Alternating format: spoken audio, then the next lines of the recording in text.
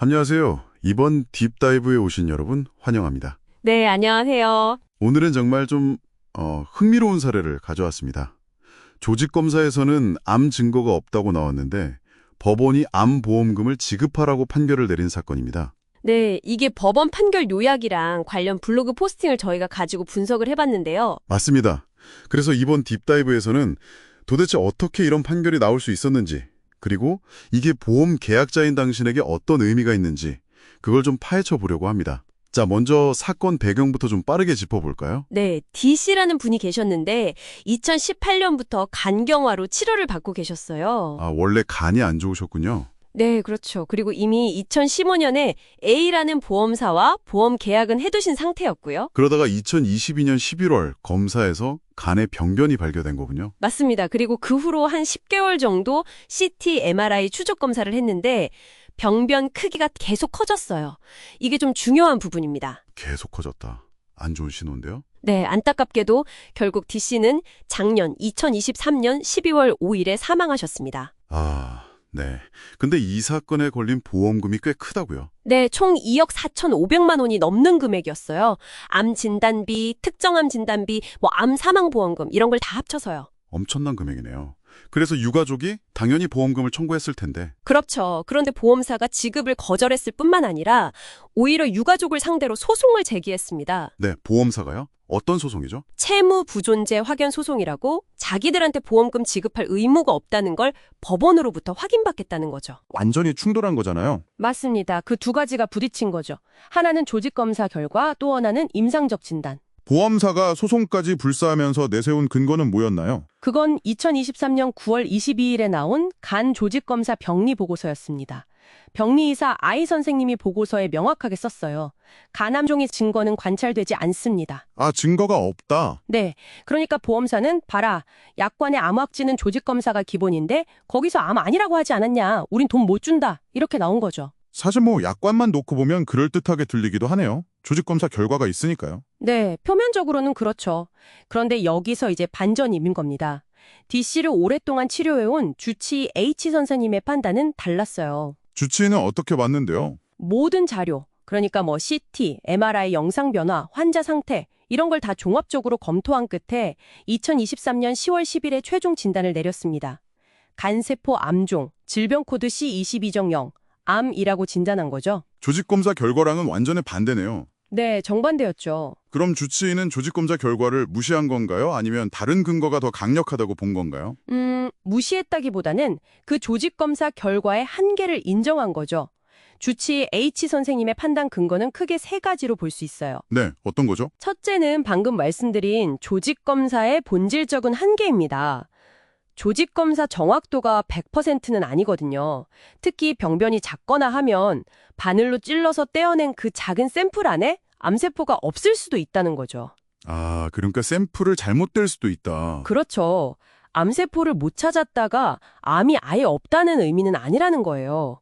샘플링 오류 가능성이 있는 거죠. 네, 이해됩니다. 그 다음은요? 둘째는 이게 더 중요할 수 있는데 CT나 MRI 영상 검사에서 거의 10개월 동안 병변 크기가 눈에 띄게 증가했다는 사실입니다. 아까 커졌다는 거요? 네. 이런 역동적인 변화, 시간에 따른 크기 증가는 악성 종양, 즉 암의 굉장히 강력한 임상적 증거로 본 겁니다. 그냥 가만히 있는 혹이 아니라는 거죠. 그렇군요. 마지막 세 번째 근거는요? 셋째는 주치의가 단편적인 어떤 검사 결과 하나만 본 게 아니라 환자의 전체적인 병력, 그간의 영상검사 변화 추이, 그리고 조직검사의 한계점까지 다 고려해서 내린 종합적인 전문가의 판단이라는 점입니다. 이게 바로 진정한 의미의 임상적 진단이라고 할 수 있죠. 알겠습니다. 그러니까 현미경으로 본 세포 조각이랑 시간의 흐름 속에서 관찰된 전체적인 변화 양상, 이 두 개가 충돌했을 때 법원은 어느 쪽 손을 들어줬을까요? 결과적으로는 주치의의 임상적 진단 쪽 손을 들어줬습니다. 근데 보험약관에는 조직검사가 원칙이라고 되어 있을 텐데요. 맞아요. 그래서 이 사건에서 정말 결정적인 역할을 한 게 바로 그 보험약관, 보통약관 제4조에 숨어있던 예외 조항이었습니다. 예외 조항이요? 어떤 내용인데요? 네, 원칙은 병리학적 진단, 즉 조직검사를 기초로 한다고 되어 있지만 그 뒤에 이런 말이 붙어 있었어요. 그러나 상기의 병리학적 진단이 가능하지 않을 때에는 아, 가능하지 않을 때. 네. 그럴 때에는 피보험자가 암으로 진단받거나 치료받고 있다는 건 증명할 만한 다른 문서화된 기록 또는 증거가 있으면 된다는 내용이었죠. 가능하지 않을 때 이게 좀 해석의 여지가 있어 보이는데요. 법원은 이걸 어떻게 봤나요? 보험사 주장대로 조직 검사를 했는데 못 찾은 거랑 아예 검사 자체가 불가능했던 거랑은 다르잖아요. 바로 그 지점입니다. 법원은 이 가능하지 않을 때라는 문구를 보험사가 생각하는 것보다 훨씬 넓게 해석했습니다. 더 넓게요? 구체적으로 어떻게 해석했죠? 첫째, 조직검사가 완벽하지 않다는 과학적 현실, 즉 조직검사의 한계를 인정했어요. 아까 말한 샘플링 오류 같은 거요. 네네, 그렇죠. 둘째, CT/MRI 영상에서 확인된 종양 크기의 지속적인 증가. 이걸 암이라는 걸 보여주는 매우 유력한 임상적 증거라고 높게 평가했습니다. 시간의 흐름을 본 거네요. 맞습니다. 셋째, 주치 H의 종합적인 진단이 충분히 합리적이라고 보면서 전문가의 임상적 판단을 신뢰한 거죠.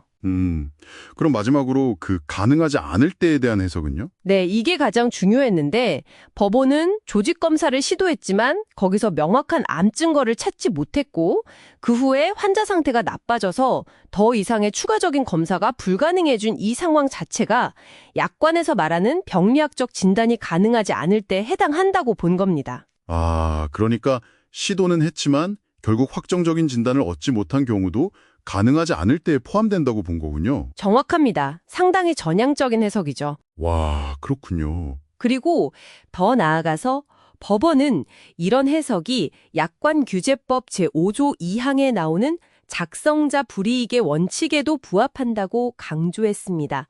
약관의 뜻이 명백하지 않을 때는 고객에게 유리하게 해석해야 한다는 대원칙이잖아요. 그렇죠. 약관 만든 사람이 불리함을 감수해야 한다. 네, 모호함으로 인한 불이익은 보험사가 져야 한다는 거죠. 자, 그럼 이 모든 이야기가 결국 보험 계약자인 당신에게 어떤 의미가 있을까요?